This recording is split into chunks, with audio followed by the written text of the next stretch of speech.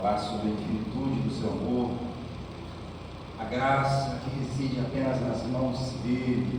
É por meio da graça dele que nós estamos aqui essa noite. Graças a Deus. Irmãos, leiam comigo, farei leitura, vocês acompanhem com os seus olhos, com as nossas Bíblias ou no telão. Diz assim o texto: portanto, como filhos amados de Deus, imitem-no em tudo o que fizerem. Vivam em amor, seguindo o exemplo de Cristo, que nos amou e se entregou por nós, com oferta e sacrifício de aroma agradável a Deus. Que não haja entre vocês imoralidade sexual, impureza ou ganância. Esses pecados não têm lugar no meio do povo santo. As histórias obscenas e conversas tolas e as piadas vulgares não são para vocês. Em vez disso, sejam agradecidos a Deus. Podem estar certos de que nenhum imoral, impuro ou ganancioso, que é idólatra, herdará o reino de Cristo e de Deus. Não se deixem enganar por palavras vazias, pois a ira de Deus virá sobre os que lhe desobedeceram. Não participem do que as pessoas fazem, pois antigamente vocês estavam mergulhados na escuridão, mas agora têm a luz no Senhor. Vivam, portanto, como filhos da luz, pois o fruto da luz produz apenas o que é bom, justo e verdadeiro. Procurem descobrir o que agrada ao Senhor. Não participem dos feitos inúteis do mal e da escuridão. Antes, mostrem sua reprovação, expondo-nos à luz. É vergonhoso até mesmo falar daquilo que os maus fazem em segredo. Suas más intenções, porém, ficarão evidentes quando a luz brilhar sobre eles, pois a luz torna visíveis todas as coisas. Por isso se diz: desperte você que dorme, levante-se dentre os mortos e Cristo o iluminará. Portanto, sejam cuidadosos em vosso modo de vida. Não vivam como insensatos, mas como sábios. Aproveitem ao máximo todas as oportunidades nestes dias maus. Não ajam de forma impensada, mas procurem entender a vontade do Senhor. Até aí. Vamos orar, irmãos. Feche seus olhos, não feche suas Bíblias, apenas os olhos e oremos. Amado Deus, mais uma vez estamos aqui, Jesus. Mais uma vez nos colocamos em Tua presença, reunidos como igreja do Senhor Jesus aqui neste lugar. Ó Deus, para meditarmos, para falarmos, para pensarmos, ó Deus, para nos determos nas Tuas sagradas Escrituras, com o objetivo, ó Deus, de sermos corrigidos, exortados, de sermos encorajados, de sermos, ó Deus, melhorados por aquilo que a Tua palavra tem a nos dizer, para que possamos, ó Deus, colocar em prática. Portanto, Deus, leva a nossa vida, o nosso pensamento, os nossos sentimentos cativos ao Senhor, que possamos, ó Deus, nos submeter à Tua palavra, e que possamos obedecê-la diariamente. Faça com que o Seu reino cresça em nós e através de nós, em nome de Jesus. Amém.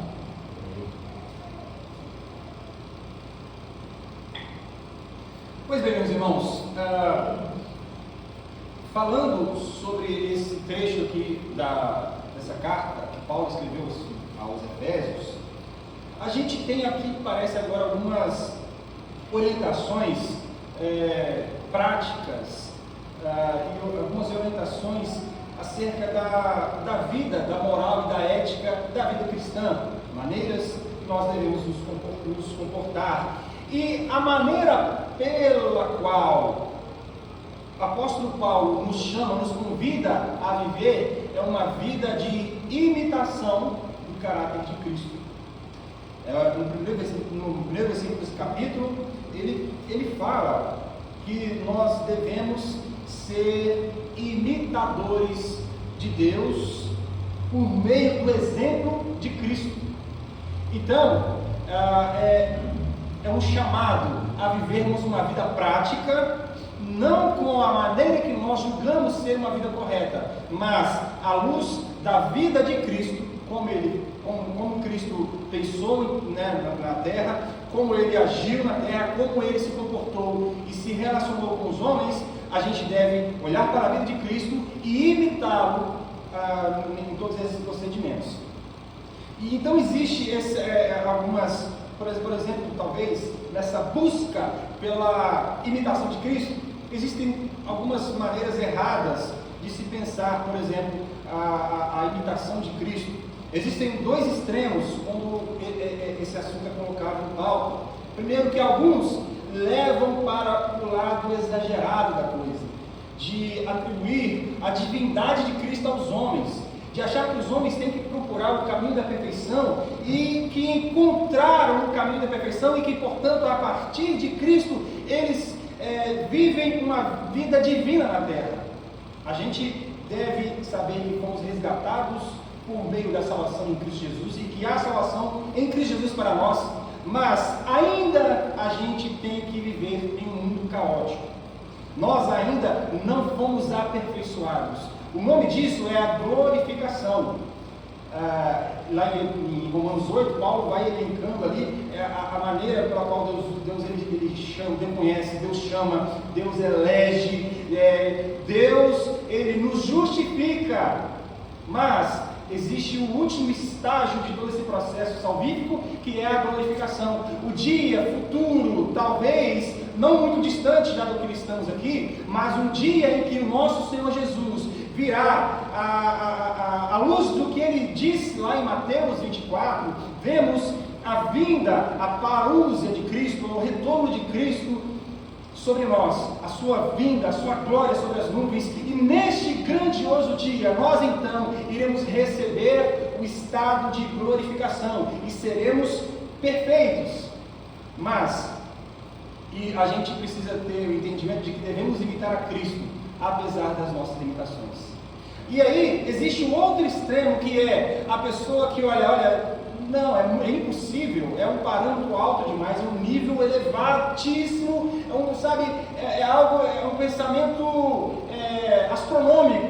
Como que eu vou imitar? Não tem como. E a pessoa então acaba se tornando cético diante da figura de Deus, achando que esse Deus, esse Cristo Jesus se tornou então obsoleto para os padrões do século 21, que isso talvez seria uma ideia muito bem aplicada no primeiro século, onde ali havia as religiões, o mundo político, o mundo social, era um mundo guiado pela religião. Mas hoje não. Hoje a filosofia, o iluminismo, as coisas do homem, o seu pensamento, ele se separou da religião, né? Se emancipou da religião. E aí, por esse pensamento de, olha, devemos ser iguais a Cristo, devemos imitar a Cristo, mas isso é impossível, então isso é algo que é uma ideia que não pode ser mais aplicada, é uma ideia obsoleta. Então alguns flutuam nesse exagero, tanto de dizerem que são, e aí já até na escola dominical, a gente estudando sobre algumas heresias, a gente viu um pastor falando que nós somos iguais a Jesus, que nós somos iguais a Deus e podemos falar de igual para igual com Deus. Ou seja, as pessoas nessa tentativa de imitar a Cristo caminham para o extremo de se colocarem no mesmo nível de Deus. Isso é extremamente perigoso. Só que também o outro extremo, o esquema 880, as pessoas caminham para o ceticismo, dizendo que a figura de um Jesus histórico, a figura de um Jesus a ser imitado, é uma figura obsoleta, uma figura que já não faz mais tão sentido assim para o mundo moderno. Esses são os dois grandes extremos que devem ser rejeitados. Nós devemos olhar para Jesus sim como um ser, um homem a ser imitado, e que possivelmente podemos imitá-lo, mas que nós nunca poderemos alcançar ou estar no mesmo nível dele, porque ainda estamos limitados ao neste mundo de pecado. E a gente não pode também achar que, pelo fato de ser uma ideia muito distante, um nível alto demais a ser alcançado, então não vale a pena esforço para correr atrás de uma coisa que a gente não vai alcançar. Então as pessoas se tornam céticas e abandonam a ideia da imitação de Cristo.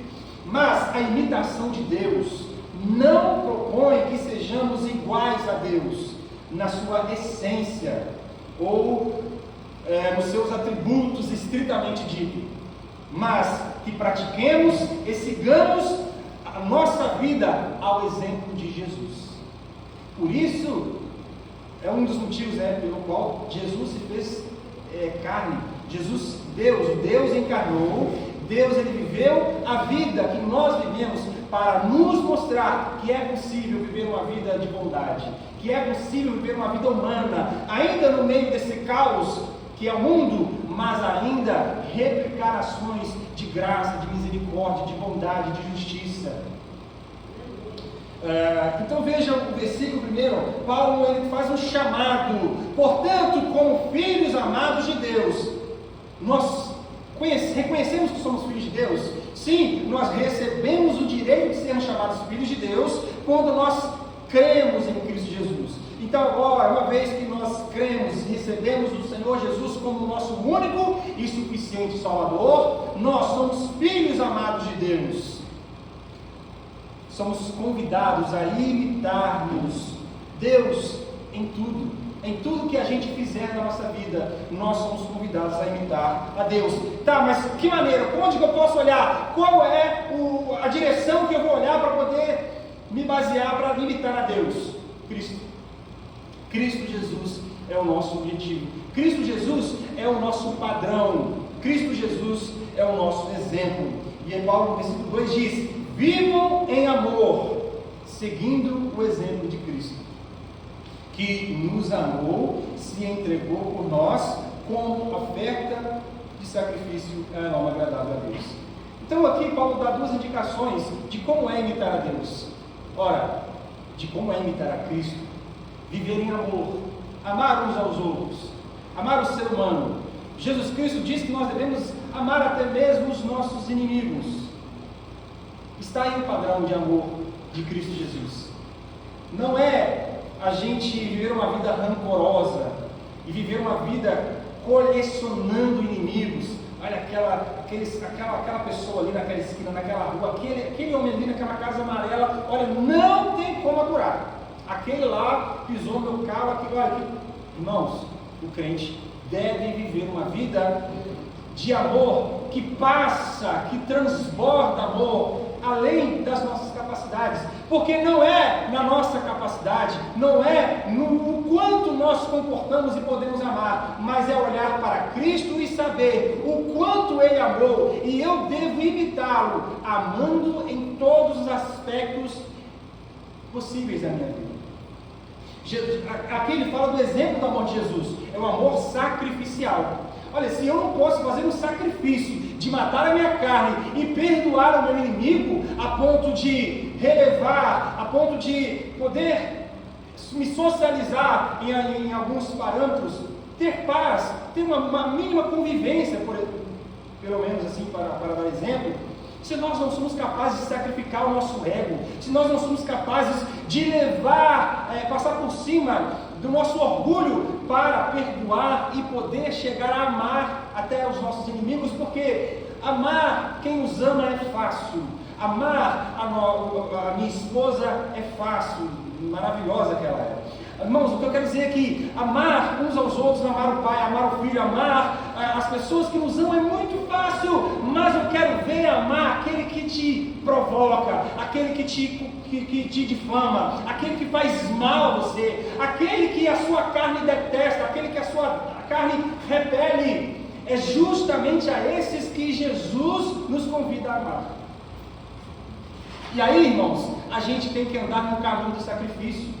E é justamente esse caminho que somos convidados a imitar. Jesus, ele não veio aqui para os sadios. Jesus não veio aqui para aqueles que já o aceitavam. Jesus veio para aqueles que estavam doentes, que antes rejeitavam a Deus, que antes eram desconhecidos de Deus, que antes eram além de Deus, que antes não tinham a mínima pretensão de buscar a Deus. Jesus veio buscar os perdidos. Jesus veio amar aqueles que não os amaram, não o amaram. Irmãos, Jesus veio nos dar o exemplo de um amor sacrificial. Bom, ainda como um meio de raciocínio aqui, eu queria colocar algumas perguntas aqui para nos fazer pensar acerca do modelo de Cristo para a nossa vida. Vamos olhar para Cristo como se nós estivéssemos olhando para nós mesmos? Vamos ver o seguinte: como é que seria se Deus se comportasse como nós? Já parou para pensar nisso? Olha, somos convidados a imitarmos a Deus, mas como é que seria a nossa motivação se ao olharmos para Deus víssemos alguém como nós? Como é que seria se Ele fosse do tipo de Deus que fizesse comentários maldosos por detrás das nossas costas? Porque às vezes nós fazemos muito disso, não é? Às vezes não temos coragem de fazer comentários na frente, na cara da pessoa, olho com olho. Aí deixamos a pessoa embora e fazemos um comentário. Comentários, às vezes, muitas vezes, comentários maldosos. Como é que seria a nossa motivação para olhar um Deus como esse, um Deus com as nossas características? Como seriam as nossas orações se não pudéssemos ter 100% de confiança em Deus? Porque, olha, nós não somos 100% confiáveis. Imagina se Deus fosse um ser não 100% em confiança. Como nós agiríamos com Deus se Ele agisse conosco da mesma forma como nós agimos com Ele e nós agimos uns com os outros? Como é que seria Deus nos retribuir da mesma maneira como nós agimos ou retribuímos ou fazemos ou praticamos as nossas obras uns com os outros? Como é que seria Deus me amar da mesma maneira que eu amo a Deus, ou da mesma maneira que eu amo o próximo? Certamente, irmãos, nós estaríamos aniquilados e perdidos. Com essas perguntas, não fica mais fácil concluirmos que devemos ser mais parecidos com Deus do que conosco? Porque veja, eu tentei levá-los a uma reflexão acerca de Deus, olhando para características humanas, mas Deus ele é plenamente confiável, Deus ele é plenamente santo em todos os seus aspectos, ele é plenamente distinto, não igual ao homem. Ele não é um homem para que se arrependa, ele não é o filho do homem para que minta. Ele é Deus, ele é distinto, ele é supremo em todos os aspectos. Por isso, nós devemos olhar para Cristo como o nosso padrão de vida.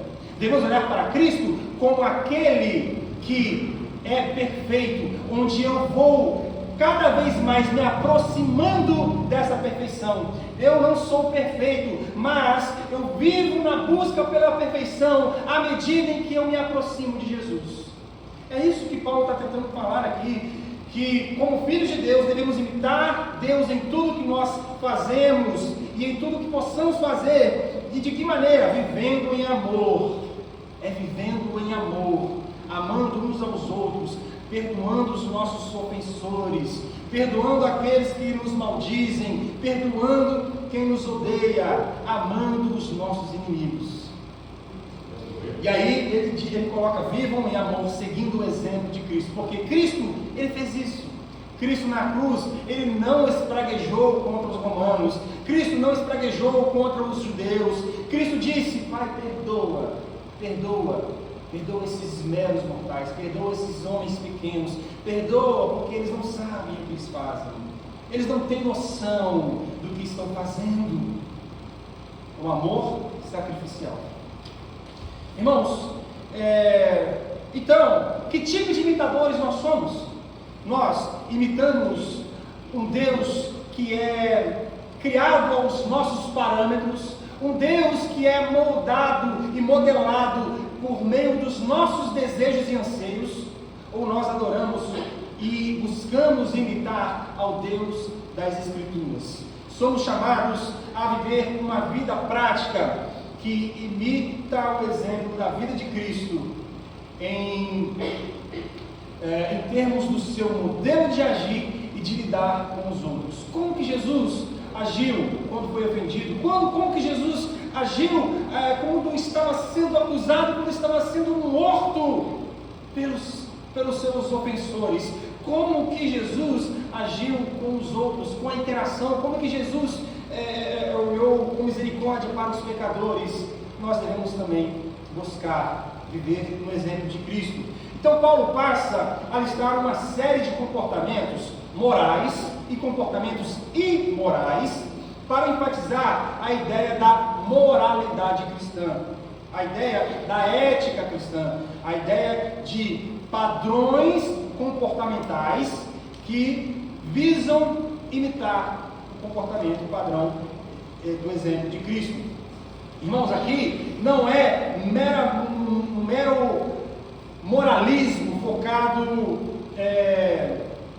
em coisas ascéticas. Não é um moralismo pecaminoso, porque o moralismo focado no ascetismo, o que é o ascetismo? São práticas rigorosas. Por exemplo, olha, eu só sou um homem santo se eu fizer um jejum de 40 dias. E aí a pessoa vai naquele sacrifício penoso, rigoroso, e que às vezes não tem uma sinceridade, mas existe um rigor físico. Isso é ascetismo, é buscar viver práticas. Por exemplo, não, mulher não pode usar calça comprida ou calça jeans na igreja. Isso é ascetismo, isso são práticas e doutrinas rigorosas humanas que homens tentando dizer o que a Bíblia não diz. E aí a gente precisa fugir disso. Não estou falando de um moralismo pecaminoso, um moralismo farisaico, um moralismo de religiosidade. Mas nós devemos buscar moralismo comportamental a partir da vida de Cristo Jesus. Então a moralidade cristã expressa maneiras corretas de nos relacionarmos com Deus e com o nosso próximo. É isso. Os padrões morais estabelecidos pela palavra de Deus, e a gente leu aqui, a gente vai rapidamente passando por essa lista aqui, são maneiras que são previstas na vida de Cristo para que a gente venha se relacionar com Deus e se relacionar com o próximo. Irmãos, nas Escrituras nós encontramos muitas definições do que é certo e o que é errado, a fim de criar um padrão moral saudável. Veja que a moralidade cristã, ela sempre vai gerar um comportamento saudável. Quando um comportamento ele é meramente rígido por si só, não é considerado um padrão saudável, mas é um comportamento ascético, um padrão ascético, maneiras rígidas de espiritualidade. Então, a Bíblia nos apresenta isso. Coisas que são certas, coisas que são erradas. A gente leu aqui nesse texto, ele deu exemplos de coisas que crentes não podem fazer e coisas que crentes devem fazer. São padrões morais prescritos na palavra de Deus, vistos na vida de Jesus, que nós devemos seguir e imitar. E isso não é meramente dizer crente pode ou não pode. A Bíblia é muito mais profunda do que isso. A gente não pode simplesmente fazer aquelas perguntas, pastor, pode isso? Não pode isso? Não. E as respostas não podem ser pode isso e não pode aquilo. A vida cristã, ela envolve uma compreensão de relacionamento, onde você, por meio de uma longa compreensão da palavra de Deus, você vai formar, por meio do exemplo da vida de Cristo Jesus, aquilo que você deve ou não deve fazer ou praticar na sua vida. Então é muito mais simples do que, por exemplo, as práticas ascéticas são, olha, você pode comer carne, você não pode comer carne. Paulo condena isso em Colossenses. Ele diz que essas coisas não têm valor nenhum contra o pecado. Paulo condena lá os homens que estavam obrigando os irmãos de Colossenses a praticarem o jejum, a praticarem a guarda do sábado, festas de lua. Aí Paulo fala assim, negócio de festa, de lua, de comida, você pode comer carne de porco ou não, tal. Isso é simplesmente ascetismo, práticas ascéticas, ou seja, pensamentos humanos são rigor de comportamento humano que não produz verdadeira espiritualidade. Ok? Então, Paulo passa a listar essa lista de coisas que é muito mais do que pode ou não pode. É mais relacionado a olhar para a vida de Cristo. Veja, eu não olho para a palavra de Deus e vejo, olha, tem um versículo aqui que diz pode, agora tem um versículo que diz que não pode. Não é isso. É a gente olhar para a palavra de Deus como um todo, de forma mais holística, olhando para a vida de Jesus e ver como é que Jesus se comportou, como é que Jesus lidou com os seus inimigos, por exemplo. E aí a gente vai vendo ao exemplo de Cristo, por meio do exemplo de Cristo, como nós devemos nos comportar. Irmãos, existe também a falsa moralidade, eu já falei um pouco disso, né? Que chama a falsa moralidade, que chama de pecado o que não é pecado, que proíbe o que a Bíblia não proíbe. Isso é falsa moralidade, que fala de coisas que são mais criadas a partir do pensamento do homem do que de um pensamento teológico. Então a gente precisa ter muito cuidado na nossa vida cristã, na nossa vida de congregação, de igreja, na nossa vida prática mesmo, muito cuidado com aquilo que pode ser apenas dogma humano, contrastando com aquilo que é realmente doutrina. Tem um pastor chamado Iago Martins, ele diz: o moralismo hipócrita reside na tentativa de se justificar com Deus por meio da vida santa, de esquecer que nunca viveremos um padrão moral perfeito, de deixar de confiar em Cristo como sua justiça, de achar que o cumprimento de sua saia faz você superior a outros. Fantástica essa frase. Por quê? Às vezes a gente cria padrões e dogmas humanos dentro das igrejas, dizendo, olha, aqui nessa igreja mulher não pode usar calça, só pode ser saia. E aí as mulheres que se enquadrarem nesse padrão ascético, nesse comportamento rigoroso, elas serão consideradas como mulheres mais santas. Não é assim que a palavra de Deus lida com essas coisas. Nós precisamos entender que existe muito mais profundidade na palavra de Deus. Bom, obviamente, irmãos, Paulo ele não era um moralista pecaminoso, ele não era um moralista hipócrita. Paulo ele não era um moralista fariseu, apesar de em dado momento da vida de Paulo ele ter sido um fariseu e um fariseu rigoroso. Paulo dá testemunho disso. Ele diz: eu era um fariseu, um dos mais zelosos, criados e ensinados por Gamaliel. Então Paulo sabia muito bem a diferença entre a moralidade saudável contra a moralidade ascética. A moralidade santa, por meio de olhar na vida de Cristo, uma maneira como eu devo me comportar, do que olhar para as regras e padrões criadas pelos fariseus. Por exemplo, vou dar um exemplo claro para vocês. Os fariseus eles eram tão religiosos que eles diziam que no dia de sábado a pessoa não poderia cuspir no chão, porque o ato de cuspir poderia levantar a poeira, e assim daria o entendimento que você estaria de alguma maneira arando a terra, e aí você estaria praticando um trabalho no dia de sábado. Gente do céu, que grau de rigorosidade é essa que a pessoa... E Jesus condenou esse tipo de coisa. Jesus falou assim: olha, quem é que quando tiver uma ovelha, um cordeiro, enfim, caindo numa vala no dia de sábado, você não vai lá ajudar? Você não vai tirar, você não vai salvar a vida dele? Qual pai que não vai salvar a vida do seu filho em um dia de sábado? Não posso, meu filho está morrendo ali, mas eu não posso salvar, porque isso vai denotar um trabalho, isso vai parecer que eu estou trabalhando e no sábado eu não quero perder minha salvação porque eu estou transgredindo o sábado. Ascetismo, religiosidade, criação da mente humana.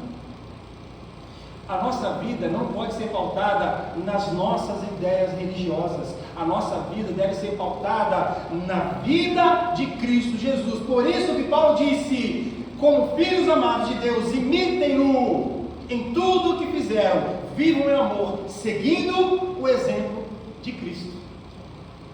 Eu não tenho, se eu seguir o exemplo, é óbvio que a gente, enquanto humano, a gente vai sempre se espelhar em outros homens, mas sempre tendo ciência da limitação até mesmo daqueles homens que nós admiramos. É lógico que existem os meus pregadores preferidos, os meus teólogos, os meus, assim, os escritores preferidos, é óbvio, mas eu não vou achar que tudo que as pessoas estão escrevendo ali são no sentido de divino, inspirado, por exemplo, porque a inspiração veio por meio do Espírito Santo, entregue aos apóstolos e aos profetas. E a gente precisa ter ciência. Não é ruim a gente olhar para um pastor, não é ruim a gente olhar para um exemplo de uma pessoa mais velha e ver, poxa, esse homem se comporta assim, dessa maneira, que legal, que bonito. Mas sempre tendo o pé no chão, em saber que aquela mesma pessoa tem limitações como nós também temos. Então, por isso que somos convidados a olhar, em última instância, para a vida de Cristo, porque Ele sim é o Cordeiro perfeito, Ele sim, Ele é santo, Ele viveu a sua vida inteira nesta terra e não pecou em absolutamente nada. Então, Jesus é o nosso nível mais alto de exemplo, é o nosso exemplo maior a ser seguido. Então, aí eu quero elencar, já para tomar um rumo no final da pregação aqui, eu quero elencar também, como Paulo fez aqui nos versículos, a maneira como nós devemos imitar a Cristo. Primeiro, Paulo fala que devemos viver em amor. É o que foi dito aí no versículo 1, versículo 2. É amar os mais improváveis. Veja, havia probabilidade de Deus olhar para você e encontrar algo de bom em você, para que esse algo que Deus pudesse achar em você fosse motivação suficiente para que Ele enviasse o seu Filho ao mundo para morrer por você, porque encontrou graça e algo de bom em você? Todos nós, absolutamente todos nós, éramos improváveis ao olhar de Deus no aspecto de salvação, e com certeza para o nosso, nós estávamos perdidos e estaríamos perdidos se não fosse a mão bondosa e graciosa de Deus, porque Deus amou o mundo de tal maneira que enviou o seu Filho para que nós que cremos nele sejamos salvos e tenhamos vida eterna. Então, quando a gente é convidado a andar, a viver em amor, é saber que eu preciso me comportar com misericórdia para com o outro, porque existe alguém maior do que eu que se comportou com misericórdia para comigo. Eu não posso achar que eu sou a última bolacha do pacote, ou achar que eu sou o melhor dos outros. Olha, agora sou crente, eu estou no novo nível, agora eu estou seguindo o exemplo de Cristo, eu sou um homem superior. Não! Somos pecadores do mesmo jeito. O ponto é que neste momento, nesse instante, nós percebemos uma verdade que outros ainda não perceberam, e por causa disso nós devemos agir e viver em amor, levando a misericórdia da palavra de Deus para esses outros. Viver em amor é ser capaz de perdoar quem não merece ser perdoado. Viver em amor é ser capaz de passar por cima do nosso orgulho e amar até mesmo os nossos inimigos. Viver em amor é sacrificar a si mesmo para o benefício dos outros. É muito fácil a gente fazer sacrifícios visando um benefício para nós mesmos. Sabe, a gente vai trabalhar, vai fazer um projeto de 5 anos. Olha, daqui a 5 anos eu quero ter a casa assim, quero ter o carro assim, quero ter a empresa assim, montar. É muito fácil a gente se sacrificar para o nosso benefício. Mas, e quando é o sacrifício para o benefício de outro? Pois é isso que Jesus fez. Jesus, ele não veio para buscar benefício para si mesmo. Ele diz, eu não vim fazer minha vontade, eu vim fazer a vontade do Pai. E Jesus se sacrificou, e nesse sacrifício, quem são os beneficiários? Nós recebemos o maior benefício do universo, a salvação que há no sacrifício de Jesus. Então é isso, o amor, o exemplo de Jesus, esse amor sacrificial, esse exemplo de amor sacrificial, deve nos mostrar que nós devemos sacrificar a nossa vida em prol de outros, nunca buscando para nós apenas, para nós somente, a gente precisa, na verdade, parar de pensar no singular, no eu, e começar a pensar no nós. Porque comunidade, vida de igreja, congregação, igreja, é isso, é o nós e nunca o eu. Ok? O segundo aspecto é vivendo como um povo diferente. Aí Paulo vai falar aí, algumas coisas do versículo 3 ao 7. Por exemplo, ser diferente de que maneira? Não praticando as coisas que tipicamente são imundas. Versículo 3: que não haja entre vocês imoralidade sexual, impureza ou ganância. Esses pecados não têm lugar no meio do povo santo. E aí eu poderia me delongar aqui por muito mais tempo para poder falar sobre esses pecados que são, digamos, inaceitáveis. Não podemos aceitar isso. Como assim? A imoralidade sexual, não podemos aceitar isso. Como assim? Ganância, impureza, não podemos aceitar isso. Mas a gente está falando de pecados inaceitáveis. Mas e sobre pecados aceitáveis? Já parou para pensar nisso? Pecados que a gente pratica diariamente e a gente passa por nós despercebido. Às vezes, uma preguiça que nos impede de nos sacrificar em prol do outro. A gente fala, é muito fácil vir aqui e pregar sobre a imoralidade, sobre a pornografia, sobre o adultério, mas e a preguiça que diariamente e tenazmente, todos os dias, nos assedia e nos impede de sair de nosso lar para servir de bênção para os irmãos aqui na comunidade, para sair de nosso lar para poder evangelizar ruas, para sair da nossa casa com o objetivo de ser bênção na pregação do Evangelho. Isso também é um pecado, mas acaba passando por nós como pecados aceitáveis. E aí, talvez eu possa trazer no futuro aí uma pregação que venha falar mais sobre isso, desses aspectos dos pecados aceitáveis. Mas a gente precisa ter cuidado também com essas coisas. Mas a gente deve ser um povo diferente, não agindo com a licenciosidade, ou seja, com a falta de pudor, com a falta de decência. Veja o versículo 4: as histórias obscenas, as conversas tolas e as piadas vulgares não são para vocês. Às vezes a gente não comete o pecado da imoralidade sexual, mas às vezes a gente está numa roda de conversa de amigos, que às vezes amigos mundanos, e começam a usar um linguajar xoxo, um linguajar feio, e às vezes a gente acaba indo na onda, acaba falando uma coisa ou outra ali parecido. Às vezes para a gente ser inserido na conversa, a gente vai e fala uma piadinha também, não muito decente, e por aí vai. O crente precisa ter cuidado com essas coisas. Veja, irmãos, aqui não é questão de uma moralidade hipócrita, não é uma questão de condutas ascéticas, faça isso ou não faça isso. Aqui é um comportamento que visa uma vida santa. Devemos viver como um povo diferente. Seja santo como o Senhor teu Deus é santo.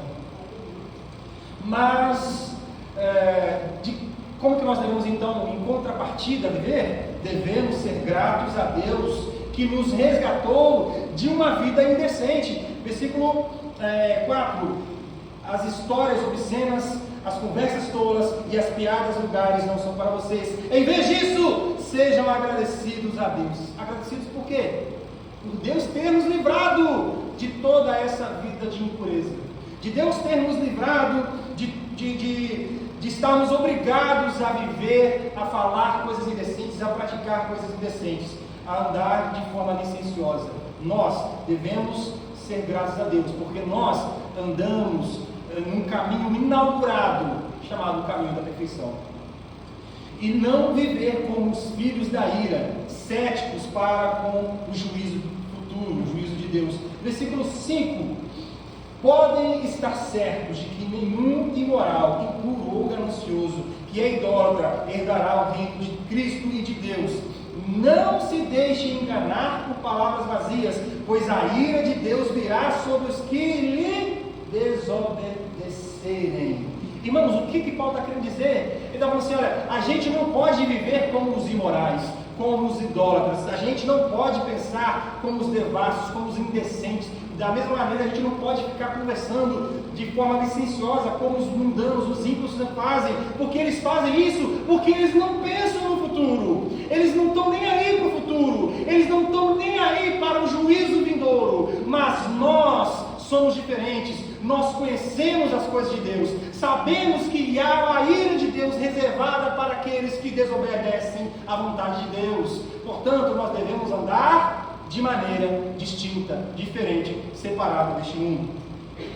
Devemos, da mesma forma, não ser igual ou não ser conforme o mundo. Veja o versículo 7. Não participem do que essas pessoas fazem. Ou seja, aí uma conclusão dos versículos 5 e 6 que Paulo está dizendo. Nós somos diferentes. O Salmo 1, nós não devemos nos assentar nas rodas dos escarnecedores. O que é não assentar nas rodas? Não é, olha, eu não vou sentar naquela mesa ali não, do trabalho, porque na hora do almoço está todo mundo reunido, mas todo mundo naquela mesa ali é ímpio. Eu não vou sentar não porque eu sou santo diferente. Não é isso! Você pode sentar naquela mesa, você pode conversar com os ímpios, mas você não pode fazer uso do mesmo tipo de linguagem, do mesmo tipo de conversa. Ao conversar com os ímpios devem perceber em nós o nosso modo distinto e separado, diferente de conversar. Nossa, mas você é crente? Por que você está falando? Porque você fala diferente. Pois é. É assim que nós devemos agir. Terceiro ponto, devemos andar como filhos da luz. Filhos da luz. Paulo vai falar sobre isso dos versículos 8 ao 14. Andar como os filhos da luz é o que? É dar frutos da luz. Veja o versículo 9. Versículo 8 e 9. Pois antigamente vocês estavam mergulhados na escuridão, mas agora tem a luz do Senhor. Vivam, portanto, como filhos da luz, pois o fruto da luz produz apenas o que é bom, justo e verdadeiro. Veja, se nós somos frutos da luz, ou melhor, se nós somos filhos da luz, nós devemos produzir frutos que vêm dessa luz. Essa luz que raiou, que brilha no nosso coração, essa luz que explodiu de dentro para fora, do nosso interior para o nosso exterior. Não é que nós somos crentes apenas lá no íntimo do coração, mas é algo que irradia de dentro para fora, que transforma o meu interior, o nosso interior e o nosso exterior. Então, existe sim uma tipologia, uma formologia em que as pessoas devem olhar para nós. Quem são aqueles? Aqueles são os filhos da luz. Quem são estes? Eles irradiam uma luz, eles passam uma filosofia diferente, eles falam diferente, eles agem diferente. Aquele rapaz lá, ele é perseguido no trabalho, mas ele não retribui com o mesmo mal. Pelo contrário, ele vai lá e perdoa, passa por cima, não é orgulhoso, ele vive diferente. Os que são filhos da luz devem produzir frutos da luz. Produzir frutos da luz. E quais são esses frutos? Paulo fala no versículo 9: fruto de bondade, fruto de justiça e fruto da verdade. Irmãos, o apóstolo Paulo aos Filipenses, ele fala que nós devemos pensar em fazer tudo que for bom, honesto, tudo que tiver boa fama, tudo que for digno de justiça, tudo que for justo e que for digno, nós devemos pensar em fazer. Mas tudo aquilo que nós aprendemos de Cristo, nós devemos praticar. Ou seja, nosso pensamento deve ser moldado pela bondade. Veja quanta maldade é neste mundo. Essa maldade deve causar em nós indignação. E de que maneira nós vamos responder a essa indignação? Agindo com bondade. Se o mundo age com a maldade, com a crueldade, o crente ele vai agir de forma oposta. Ele vai ser bom, porque bom é o nosso Pai. O crente deve ter sede e fome de justiça, porque justo é o nosso Deus, justo é o nosso Cristo. Nós devemos ser amantes da verdade, porque Cristo é a verdade. Devemos agradar a Deus, o nosso Pai, pois Ele é o Pai das luzes. Tiago fala isso, né? Que não há variação, nem sombra de variação no Pai das luzes, que é Deus.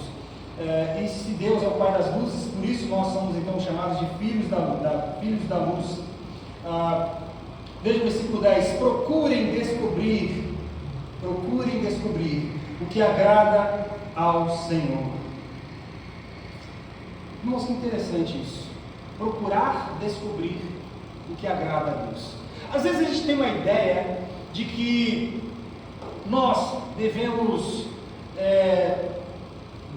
descobrir aquilo. Talvez a gente, quando a gente olha para isso aqui e fala, devemos descobrir, talvez passe a ideia de que é trazer à tona o que nunca foi revelado. Não é isso. Descobrir aqui não é tirar o cobertor que estava encobrindo. Descobrir aqui é conhecer, ok? É conhecer. Então, a melhor tradução deveria ser, então, procurem conhecer o que agrada ao Senhor. Não é que a tradução seja errada, mas a gente deve estudar os termos e as palavras profundos para poder a gente ter essa noção, porque às vezes a gente cai naquela falácia assim, irmãos, olha, eu tenho que descobrir a vontade de Deus, a gente cai naquele misticismo, olha, Deus ele vai ter que falar, revelar, vai ter que vir um profeta, e calma aí, gente, a vontade de Deus para nós já está descoberta. Deus, por meio de Cristo Jesus, já descobriu, já revelou para nós a sua vontade.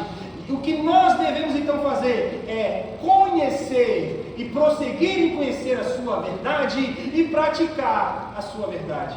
Por isso que Paulo começa: façam e vivam segundo o exemplo de Cristo, porque Cristo é o descoberto para nós, Cristo é o revelado para nós.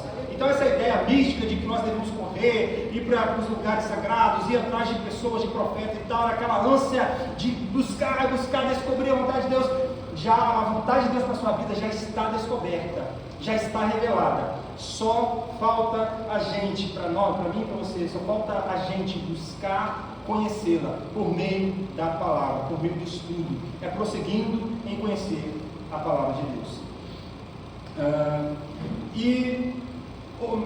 Mais formas, mais maneiras de crucificar a luz, é expondo a luz em meio às trevas, é tirar o luzeiro debaixo da mesa e colocar no lugar mais alto da casa, é a gente deixar claro que nós somos filhos de Deus. Veja o versículo 11: não participe dos feitos inúteis do mal e da escuridão, mas mostrem sua reprovação, expondo-as à luz. Nós devemos mostrar a maldade por meio da bondade, nós devemos mostrar o errado por meio do verdadeiro, nós devemos mostrar o incorreto por meio do que é certo, nós devemos mostrar, deixar clara a injustiça que está jorrando neste mundo por meio da justiça que é a vida de Cristo Jesus, frutificando sempre de forma consciente de que nada ficará encoberto, de que nada ficará escondido. Versículo 12 e 13: é vergonhoso até mesmo falar daquilo que os maus fazem em segredo, suas más intenções, porém, ficarão evidentes quando a luz brilhar sobre eles. Irmãos, nada ficará escondido, nem as nossas ações pecaminosas jamais ficarão encobertas. Nós precisamos alertar o mundo que está alheio de Deus, que está fora de uma vida de conhecer a Deus, fora do pensamento de que existe uma ira que está vindo sobre o mundo e que vai buscar o acerto de contas. A gente precisa anunciar a palavra do arrependimento, para que as pessoas possam, por meio da palavra, se arrependerem e saírem da reta da ira de Deus. Porque nada ficará encoberto, nada ficará oculto. Por quê? Porque Cristo é a luz. Onde Cristo chega, a luz brilha e a luz revela. A luz revela os defeitos, a luz revela os contrastes, a luz revela a imperfeição, a luz revela todos os aspectos que existem. Pois a luz, versículo 14, pois a luz torna visível todas as coisas. Por isso se diz, desperte, você que dorme. Levante-se dentre os mortos, e Cristo o iluminará. A luz de Cristo é a luz que nos dá vida. A luz de Cristo é a luz que nos faz despertar. É muito bom aquele sono lá pelas 5 da manhã, pelas 5h30, mas quando está batendo 5h30, 6 horas, já está batendo aquele sono na janela e está acordando. Irmãos, nós não somos daqueles que vivem dormindo, nós não podemos ser um povo sonolento, nós não podemos estar disperso, nós devemos estar bem conhecidos e cientes de que Ele está logo ali. Cristo está vindo, breve virá o nosso Senhor Jesus Cristo. Nós não podemos fazer como as virgens nécias, loucas, imprudentes, que dormiram e esqueceram da provisão da sua espiritualidade. Quando chegou a hora, foi tarde demais. Mas nós não podemos ser um povo sonolento, devemos estar sempre vigiando. Vigie, seja sempre alerta, porque Cristo iluminará e nós levantaremos dentre os mortos. E por fim, irmãos, para finalizar, Paulo fala de vivermos no Espírito. Veja, ele falou sobre andar, viver em amor, viver como um povo diferente, andar como filho da luz, e agora viver por meio do Espírito, versículo 15 ao 17. Portanto, sejam cuidadosos em seu modo de vida, não vivam como insensatos, mas como sábios. Aqui ele está chamando a atenção para andar na sabedoria, não na sabedoria humana, mas na sabedoria que provém do Espírito de Deus. Se nós devemos estar cientes de que a vida ela é curta, veja o versículo 16, e aproveitem o máximo todas as oportunidades nestes dias maus. Por quê? Porque os dias se abreviam, o tempo é curto, a nossa vida é curtíssima. Como que nós vamos aproveitar a nossa vida? Como que nós vamos viver a nossa vida? Ao nosso modelo, do nosso próprio jeito humano? Ou nós vamos aproveitar a nossa vida para vivê-la da melhor forma possível, seguindo o melhor exemplo possível que existe, que é o exemplo de Cristo? A nossa vida deve ser vivida ao exemplo de Cristo, porque ela é curta demais para a gente dispensá-la com nós mesmos. E por último, nós devemos estar cientes de que somos limitados e devemos buscar e conhecer a Deus. Não ajam de forma impensada, mas procurem entender a vontade do Senhor. E a gente finaliza aqui com isso. A vontade de Deus é que a gente conheça a vida de Cristo e que a gente venha se espelhar ao exemplo de Cristo.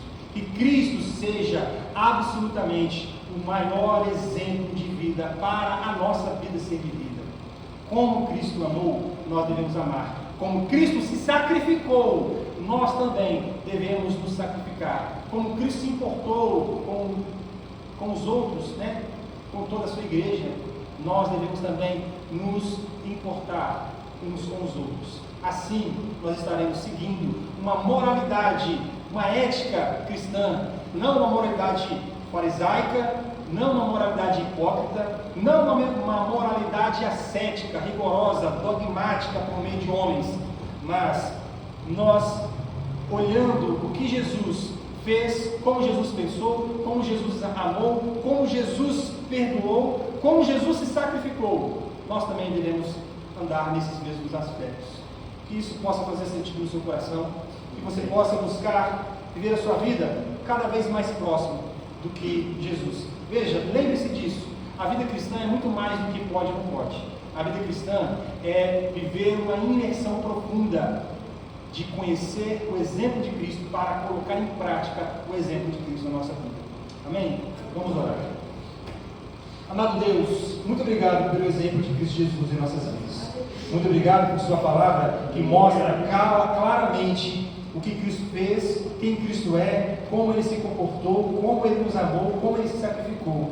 Jesus, que possamos olhar para a sua vida e amá-la ao ponto de buscar imitar o Senhor em todos os aspectos da nossa vida. Que possamos verdadeiramente, ó Deus, nós aqui nesta noite, abandonarmos, ó Deus, diariamente o nosso próprio ego, a nossa própria vida, o nosso próprio orgulho, o sacrificar para Ti e mostrando isso por meio do sacrifício aos outros, aos nossos irmãos. Que possamos, ó Deus, considerar os nossos irmãos sempre maiores do que nós mesmos e buscar viver uma vida que reflete a luz de Cristo por meio do seu exemplo em nossos corações. Deus, faça com que nós venhamos crescer na sua graça e no seu conhecimento, de que maneira prática possamos demonstrar que somos filhos da luz, que somos filhos e seguidores de Jesus Cristo, para a tua glória e para o crescimento do teu reino neste lugar. É o que eu te peço, crendo que o Senhor assim fará e faz e continuará fazendo em nossas vidas, em nome de Jesus. Amém. Amém, meus irmãos. Deus abençoe cada um de vocês.